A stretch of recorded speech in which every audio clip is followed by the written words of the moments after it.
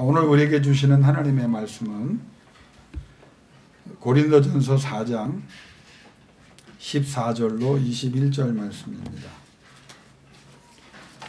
주께서라고 하는 주제를 가지고 세 번째 설교를 하는데, 사도행전을 가지고 주께서를 계속해 나갈 텐데, 오늘은 같은 주제를 가지고 고린도전서에 있는 말씀을 나누면서 또 주께서라고 하는 주제로 은혜를 받기를 원합니다.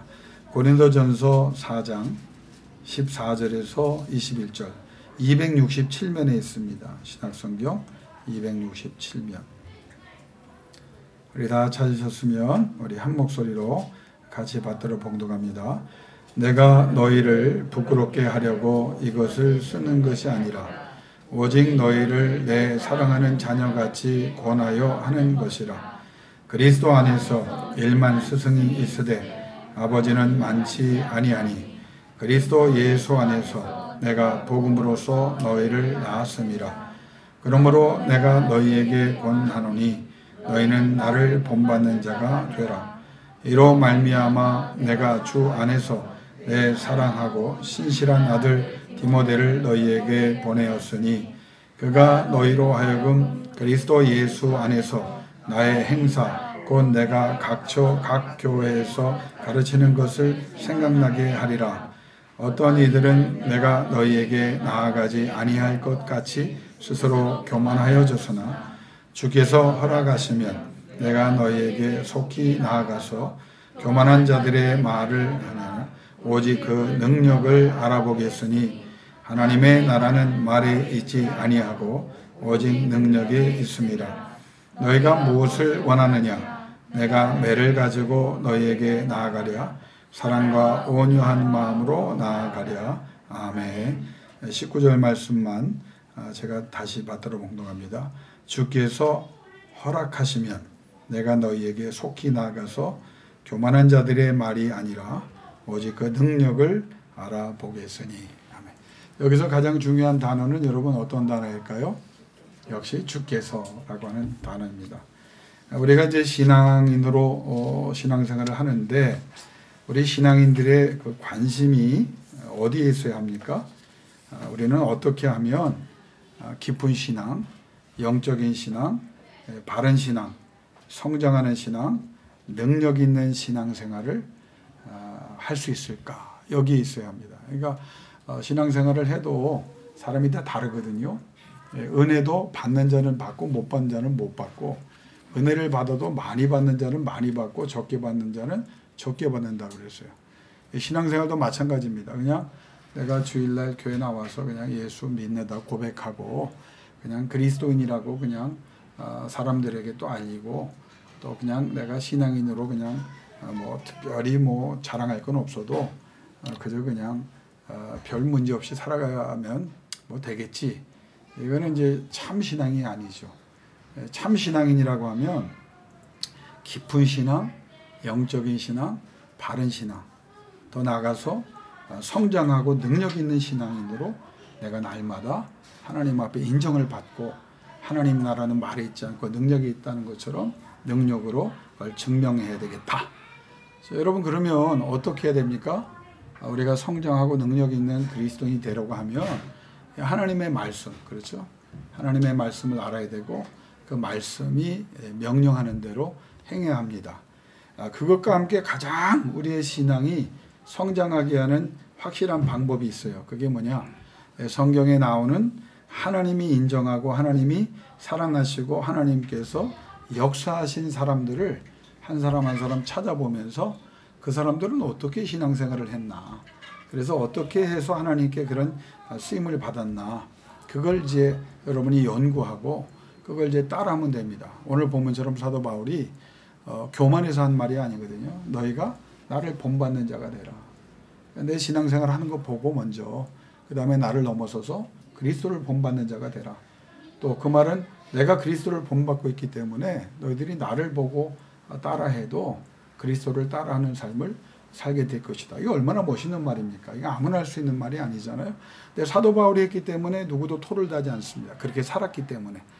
그러면 이 사도 바울이 도대체 어떤 사람이었는가? 그 바울을 여러분이 아는 것 같지만 또 여러 각도에서 사도 바울을 재조명해 보면 굉장히 우리에게 어떻게 영적인 사람이 될 수 있는가에 대한 확실한 길을 우리에게 보여주는 사람입니다. 우리가 고린도전서 4장 말씀을 봤죠. 그런데 사실 고린도전서의 전체 내용을 여러분이 한번 기회가 되면 한번 읽어보셔야 합니다. 고린도전서의 주의 내용을 보면 이 사도 바울이 고린도전서를 기록한 이유가 이렇게 고린도 교회처럼 말도 많고 탈도 많고 이렇게 속을 많이 새기는 성도가 없었어요. 초대교회 다 다른 교회가 다 성장하는데 이 고린도 교회만큼 너무 문제를 많이 일으키니까 바울이 오늘 본문에 나오는 4장 내용을 포함해서 마지막 이제 저들의 문제에 대해서 최종적인 권면을 하는 거예요. 참다 못해서 너희들 그렇게 하면 안 된다. 그래서 사도 바울이 직접 와서 설교를 한 게 아니고 지금 고린도 교회를 향해서 편지를 이제 써서 디모데에게 보낸 겁니다. 그래서 너희가 이 편지를 읽고 제발 좀 정신을 차려라. 근데 이 편지를 고린도 교회를 향했을 때 사도 바울의 마음은 굉장히 가슴이 아픈 상태입니다. 왜 가슴이 아프냐면 고린도 교회는요, 바울이 다른 교회도 마찬가지지만 굉장히 헌신적으로 최선을 다하는 전도와 목회를 통해서 자신의 모든 것을 다 쏟아붓는 노력과 땀을 통해서 세웠어요. 고린도 교회는 그래서 상당한 성과가 있었습니다. 고린도 교회가 많이 컸어요. 숫자로도 컸고 위치도 고린도라고 하는 위치가 굉장히 요충지입니다. 그러니까 이 고린도 교회가 제대로만 성장하면 유럽 전역과 아시아의 복음을 그냥 가만히 있어도 사람들이 와서 듣고 그 복음을 실어 나눌 수 있는 길이 열리는, 그래서 최선을 다했고 숫자도 늘어나고 위치도 좋고 또 고린도 교회가 재력도 있었어요. 상업도시이기 때문에 여기 교인들 가운데는 재력이 있는 사람들도 굉장히 많았어요. 구성원들 가운데도 지식인들도 많고 사회에 또 높은 위치에 있는 사람들도 굉장히 많았어요. 그래서 영향력을 끼칠 수 있었던 교회예요. 이 교회가 어떻게 세워졌냐면 사도 바울이 전도 여행을 하다가 고린도 지방에 갔을 때 여러분 잘 아시는 아굴라라고 하는 사람을 만나거든요. 평신도 아굴라를 만나요. 근데 이 아굴라가 굉장히 사도 바울의 복음에 호응하면서 이 사람들이 사실 성공한 부유한 사람들이었는데 그걸 다 포기하고 사도 바울의 그 사역에 동참을 합니다. 여러분 그래서 교회 많이 다니신 분들은 좀 알 거예요. 브리스길라와 아굴라. 브리스길라가 누구냐? 부인이고 아굴라가 누굽니까? 남편이에요. 그러니까 고린도 교회가 누구 때문에 세워졌냐면 이 아굴라 그리고 더 나가서 브리스길라 이 부부 때문에. 그러니까 하나님의 교회가 갑자기 세워지는 게 아닙니다. 한두 사람의 헌신.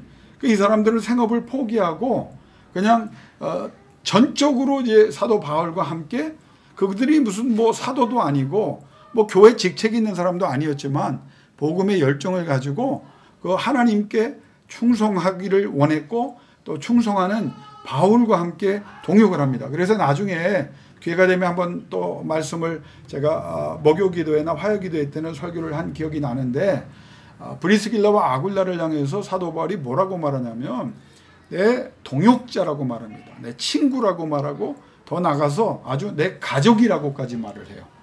나의 기쁨이 되는 자다. 여러분 신앙생활을 하려면 이 정도는 돼야 됩니다. 그러니까 교회를 세운 사람들인데 그냥 그거로 끝난 게 아니라 사도 바울이 복음을 전하는 일에 너무 열심을 내니까 사도 바울이 브리스길라와 아굴라를 개인적으로 굉장히 사랑합니다. 여러분 목사가 여러분 사랑하는 거 좋아요, 싫어요? 좋아요? 예, 뭐 대답 안 하시는 분이 더 많아서 예, 뭐 여러분 뭐 그나마 뭐 서로 미워하는 것보다 낫겠죠. 그런데 목사가 여러분 사랑하는 것보다 예수 그리스도께서 여러분이 너무 사랑스러워서 저는 내 종이다. 내가 정말 사랑하는 내 동역자이고 내 가족이라고 말한다면 여러분 그건 인생에서 가장 성공한 거죠. 영원한 세계까지 성공하는 거 아니겠습니까? 예수가 사람을 쓰실 때 그런 사람을 쓰시지 않겠습니까? 그러니까 그런 사람들을 통해서 이 교회가 세워졌어요. 그래서 이 고린도 교회는 얼마 동안 바울이 목회를 했냐면 1년 6개월 동안 개척을 했어요. 그래서 1년 6개월 동안 굉장한 교회로, 그래서 그 당시에 예루살렘 교회가 박해를 받고 그 중심이 어디로 갑니까? 안디옥 교회로 갔거든요. 그 안디옥 교회가 사실 그 초대교회 제2의 중심지가 돼서 이 안디옥 교회에서 어마어마한 일들이 일어나요.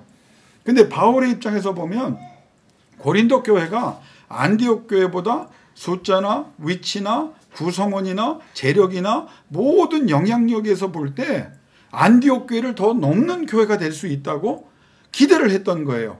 그래서 1년 6개월 동안 목회하면서 더 하려고 했는데 거기에 유대인들이 질투합니다.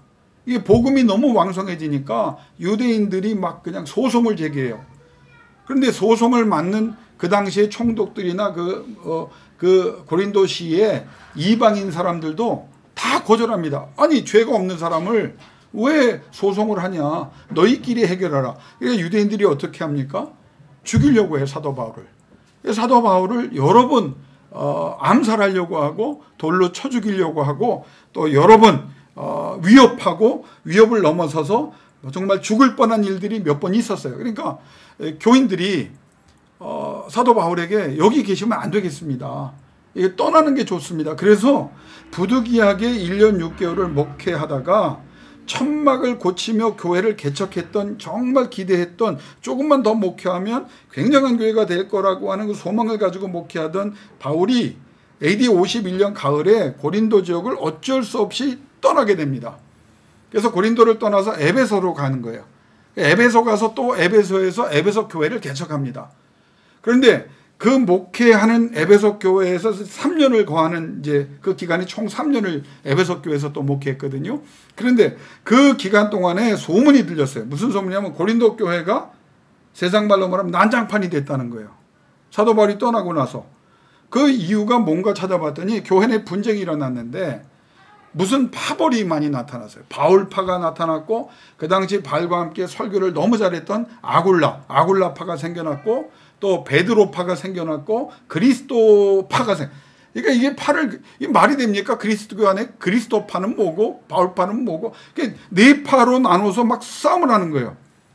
여기에 고린도 교회가 참 걱정했던 부분이 뭐냐면 고린도가 신전이 많은 데거든요.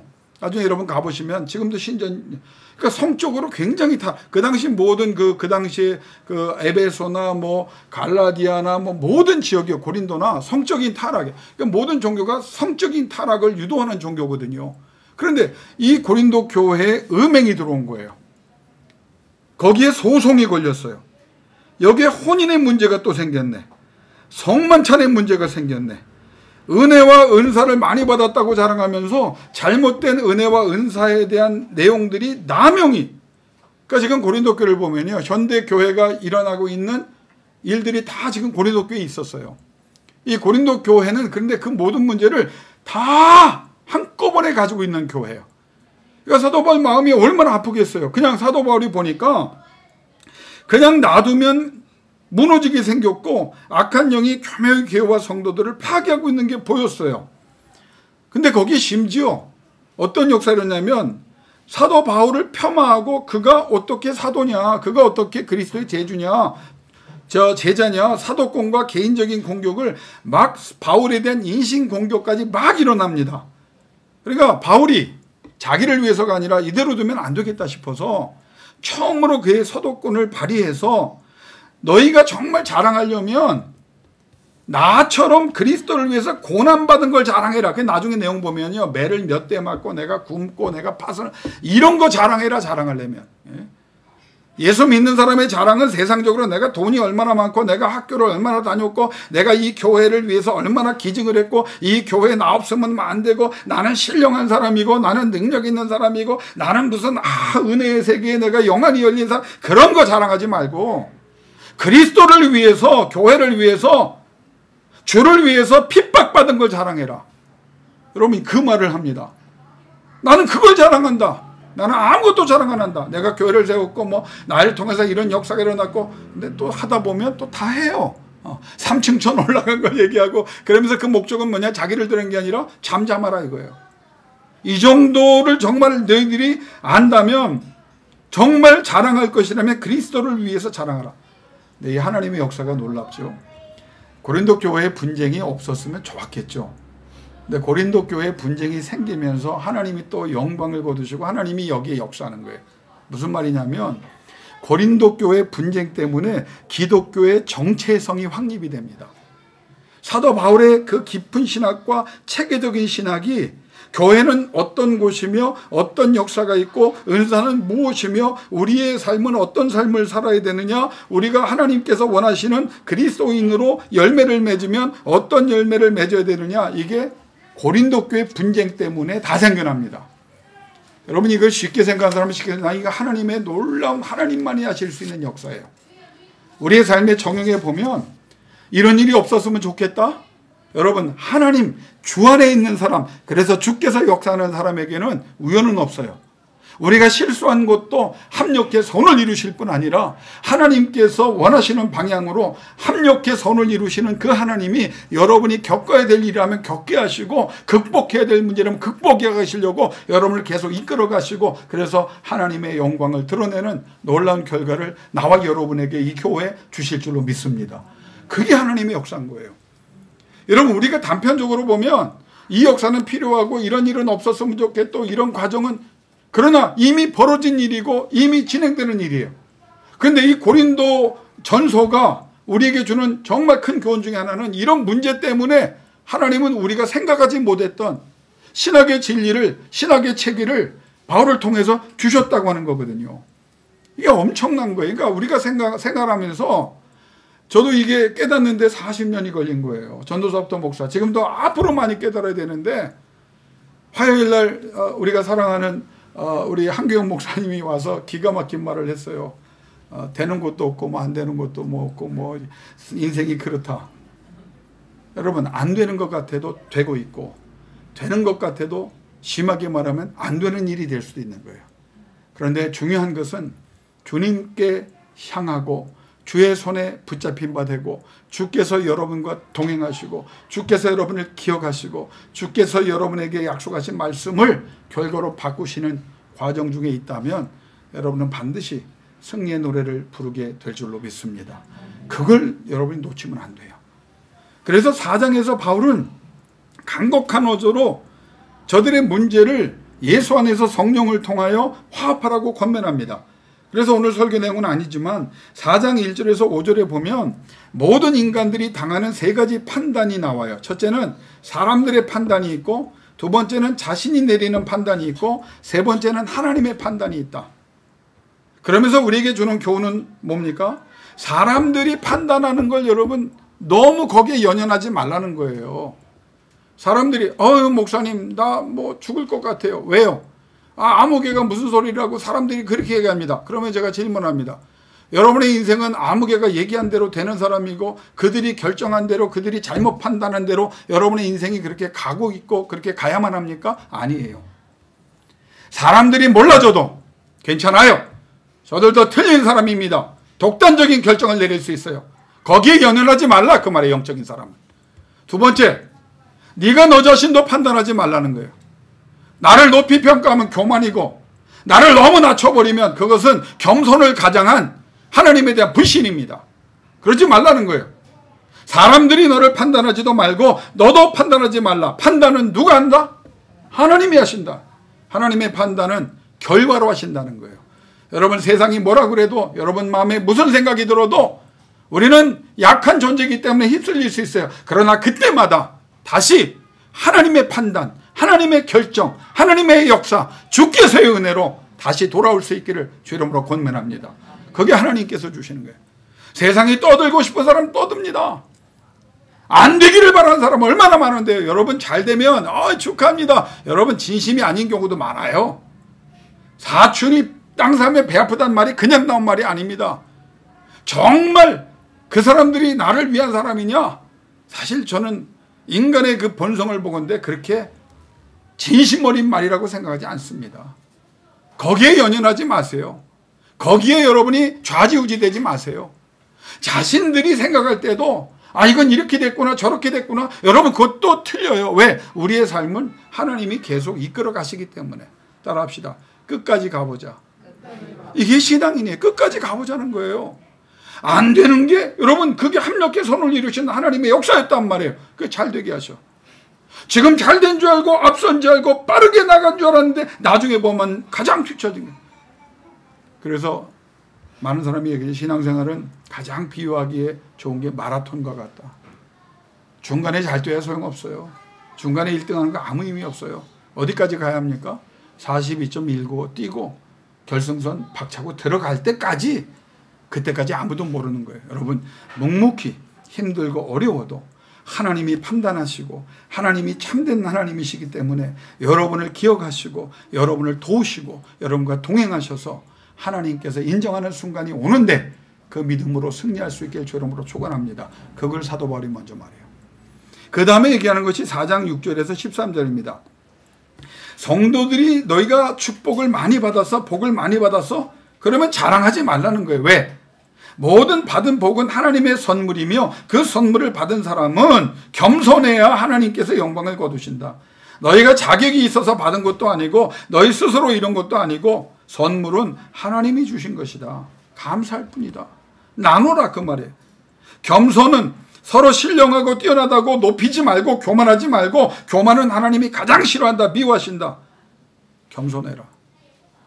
여러분, 신앙생활 하면서 참 이 중간, 정말 하나님이 원하는 그 바른 길을 걷는다는 게 참 힘든 게요.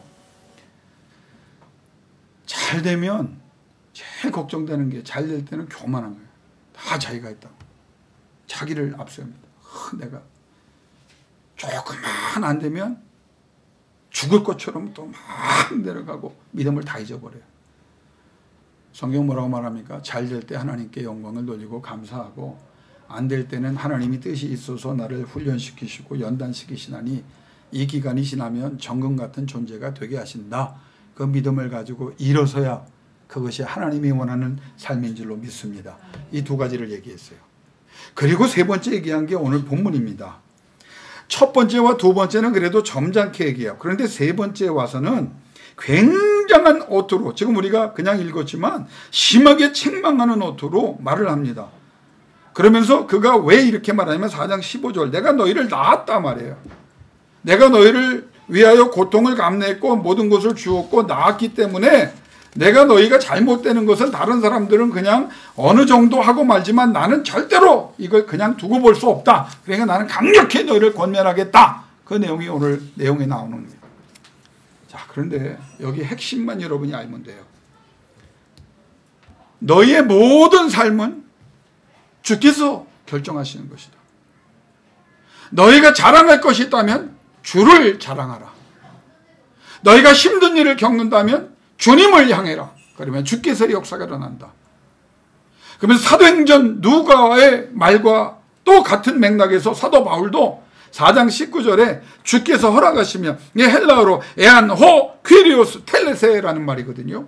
그 이 말은 뭐냐면 바울의 믿음과 바울의 신학적인 입장과 바울이 어떻게 이렇게 흔들릴 수 없는 믿음 위에 선 강건한 사람이 됐는지, 그리고 어떻게 특별한 존재가 됐는지가 여기에서 나와요.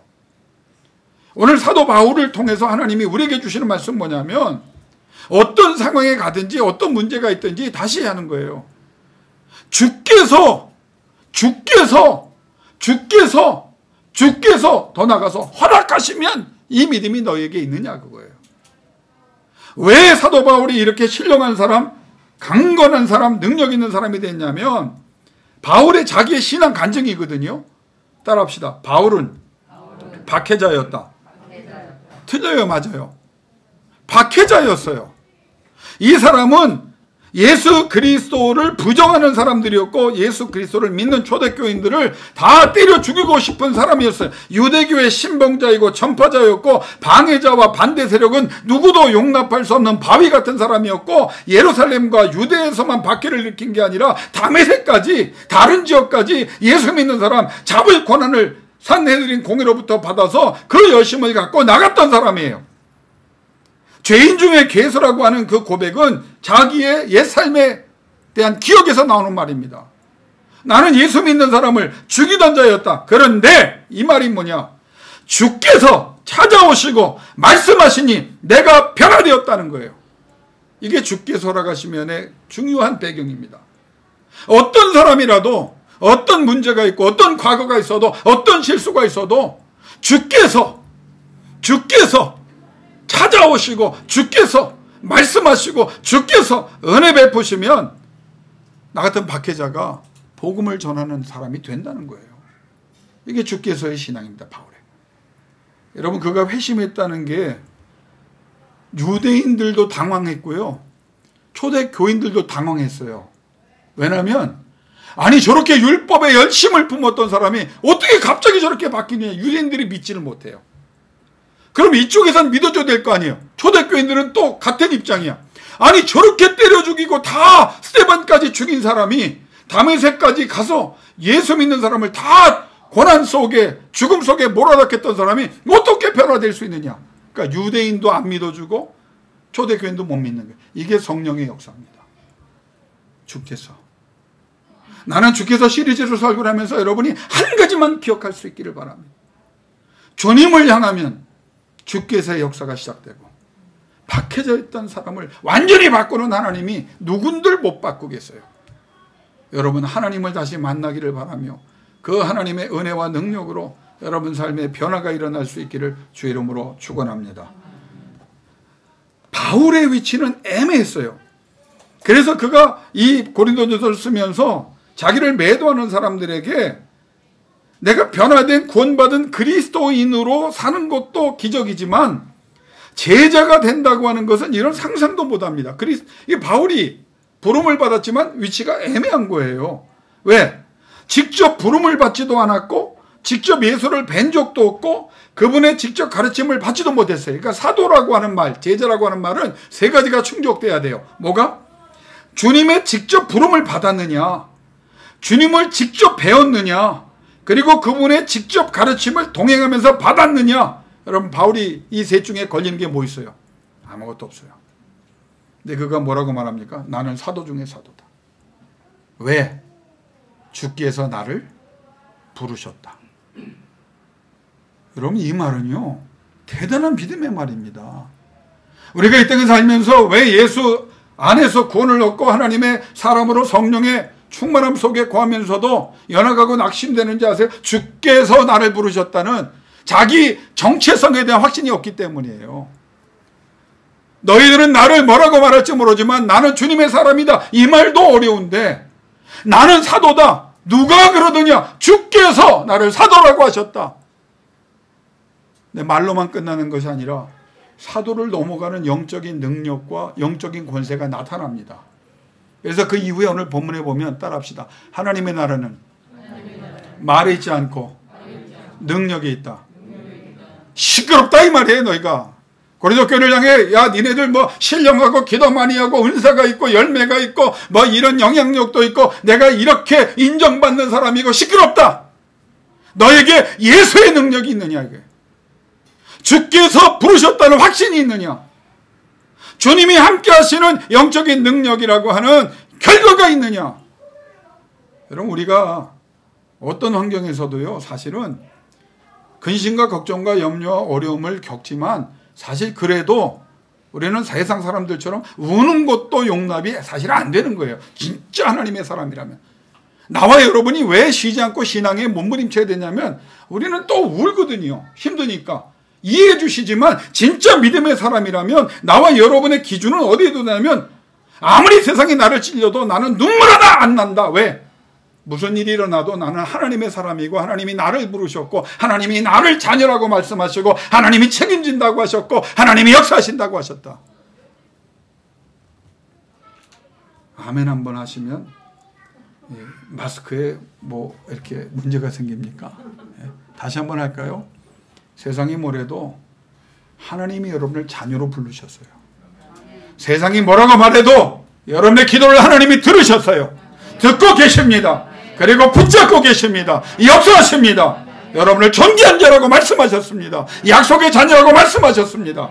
사도 바울의 신앙을, 주께서의 신앙이 왜 중요하냐? 나의 나됨은 하나님께서 하신 것이다. 주께서.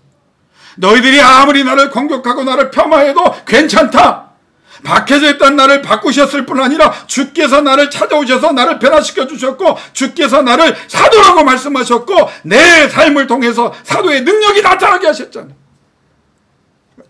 고린도 교회를 향해서 말로 떠들지 마라.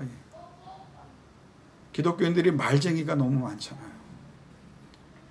말하는 것에 100분의 1만큼만 살아도 우리가 그렇게 무능하게 살지 않습니다.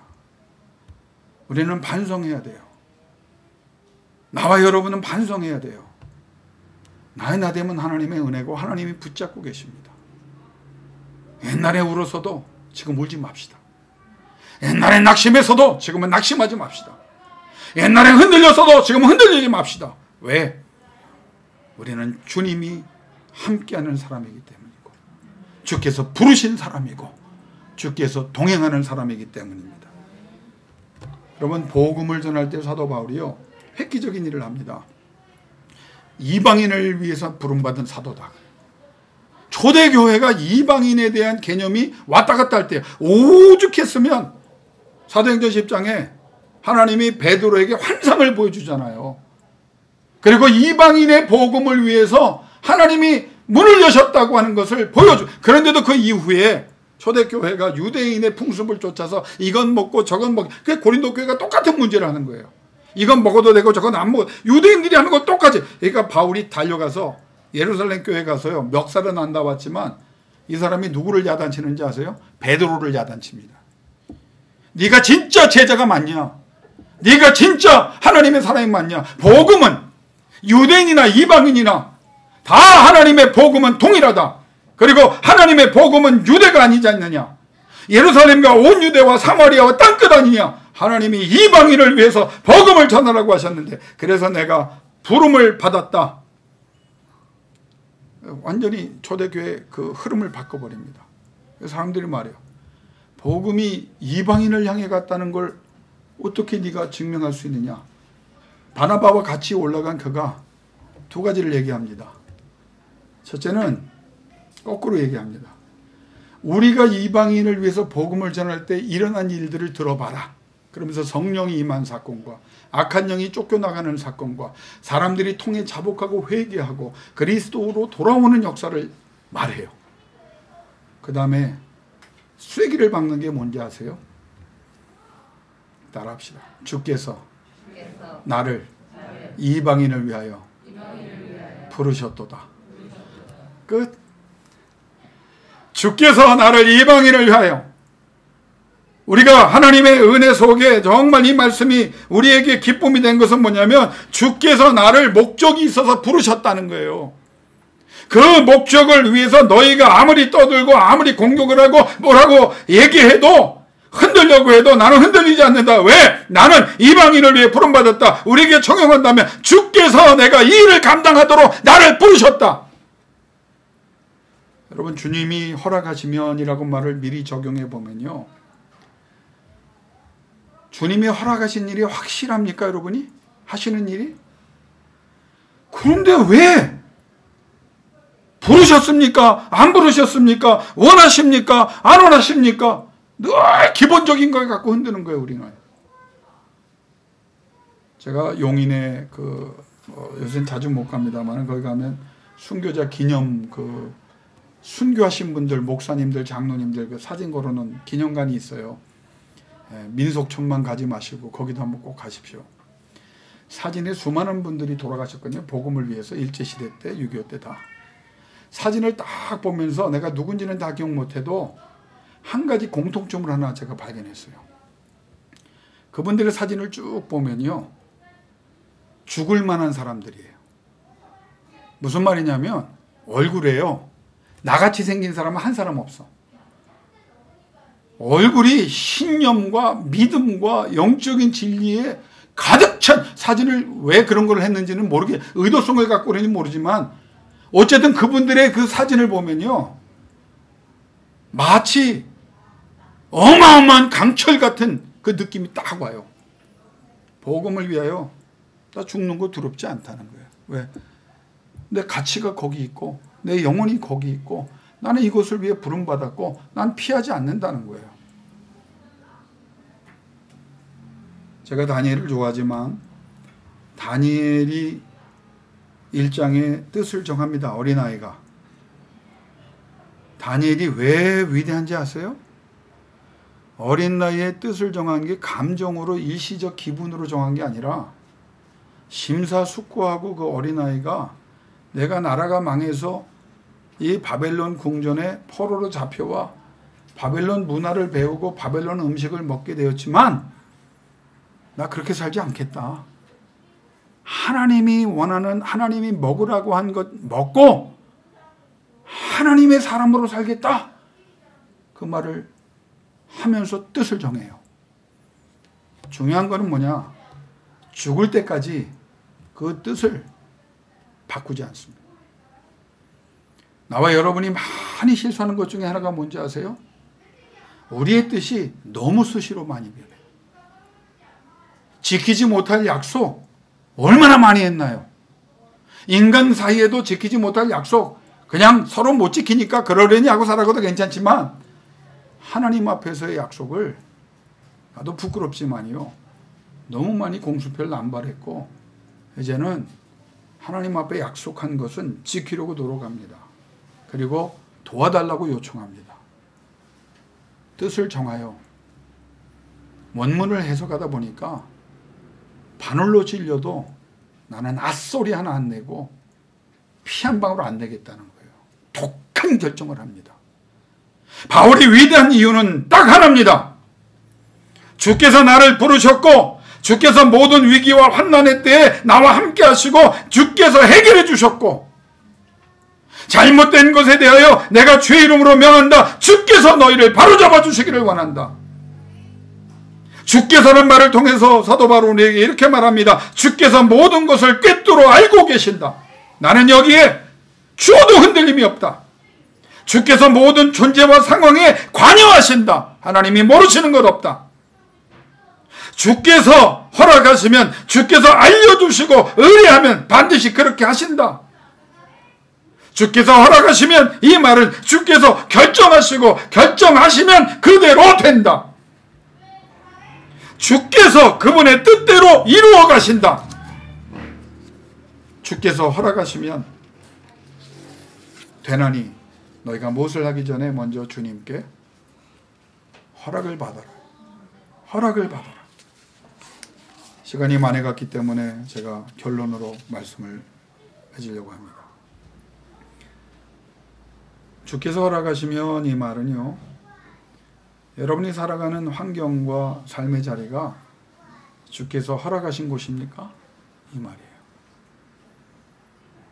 주께서 허락하시면 이 말은 주께서 허락하신 방법으로 여러분을 살아가고 생각하고 있습니까?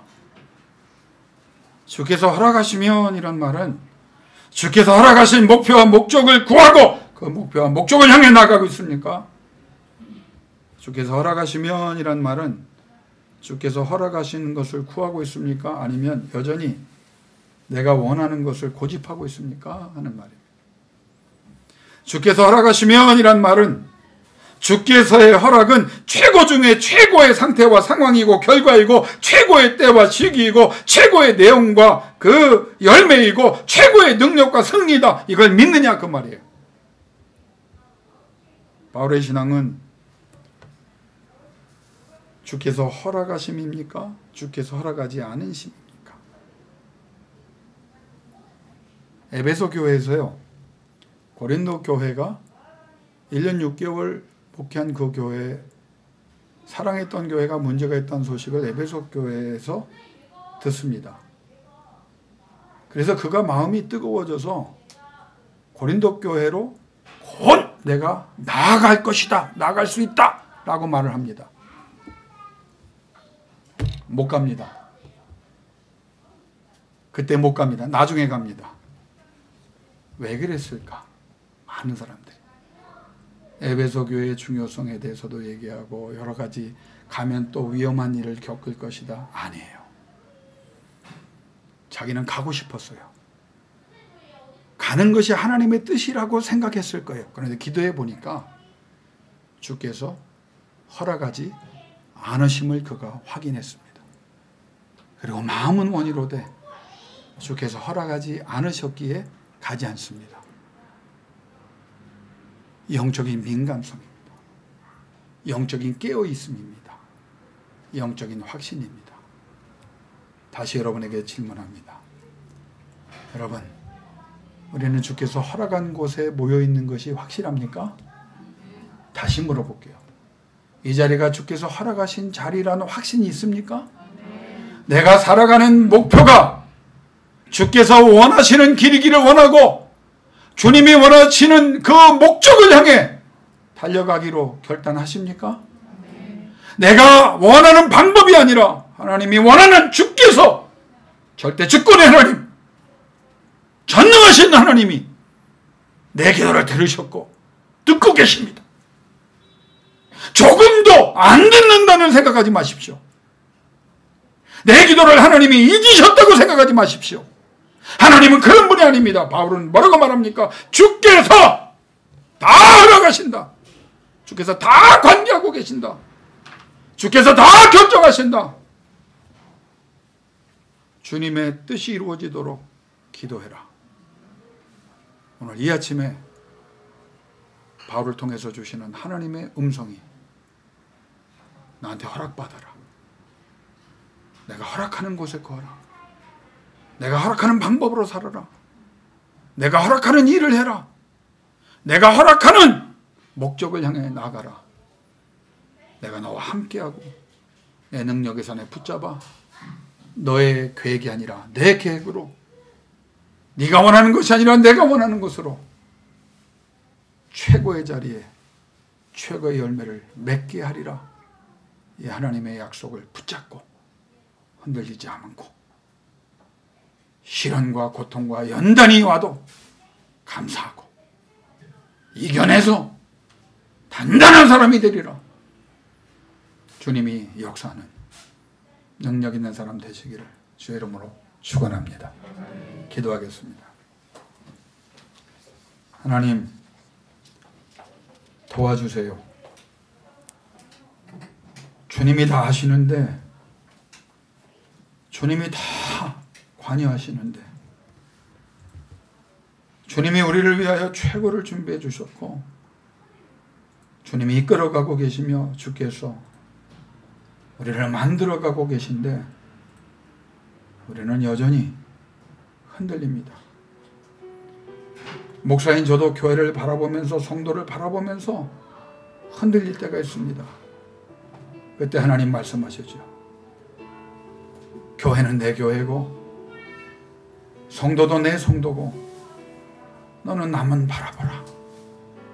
그때 하나님이 세워주시는 것처럼 우리 사랑하는 성도들에게 환경이 아니라, 되어지는 일들이 아니라 그 모든 것을 쥐고 계신 주께서 허락하신 일들만 내게 일어나기를 원합니다. 부르짖다가 그 하나님의 능력으로 모든 것을 떨치고 일어나는 사람들 되게 하여 주옵소서. 감히 기도합니다.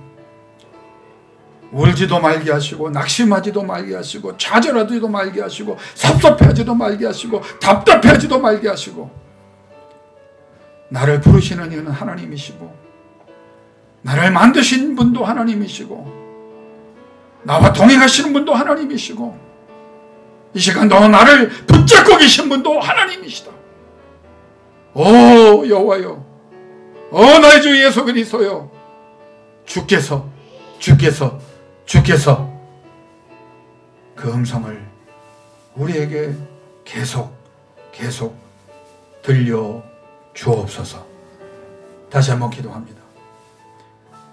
주께서 허락하신 일들만 일어나는 사람들 되게 하시고, 주님의 허락을 받고 움직이는 사람들 되게 하시고, 주님 앞에 모든 것을 쏟아붓는 믿음으로 승리하는 하나님의 귀한 자녀들 되게 하시고, 이 순간 이후부터 우리에게 일어나는 우리의 상황 속에, 우리의 상태 속에 주어진 모든 것들은 하나님이 주관하고 계신다는 사실을, 그리고 더 강력히 붙잡아 달라고 기도함을 통하여 그 열매를 맺을 수 있는 믿음의 사람들, 말이 아니라 능력으로 하나님 나라를 증명할 수 있는 권세 있는 사람들 되게 하여 주옵소서.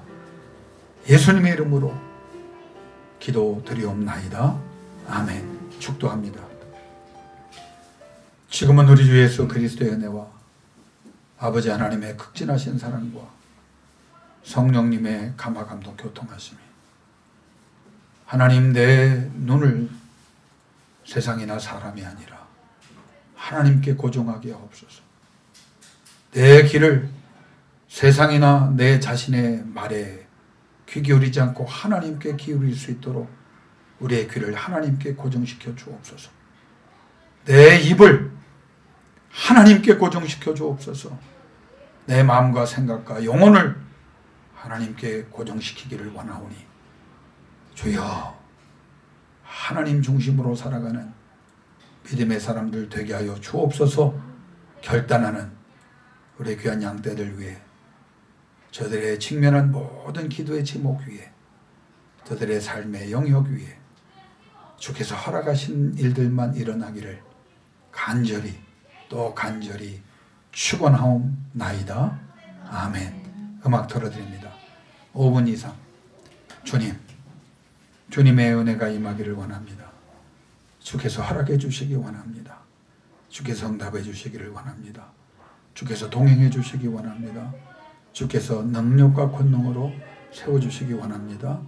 여러분의 근심과 걱정과 염려가 있다면 오늘 완전히 정리할 수 있도록 하나님 중심으로 살아갈 수 있게 해달라고 기도하는 시간 되기를 바랍니다. 기도하겠습니다.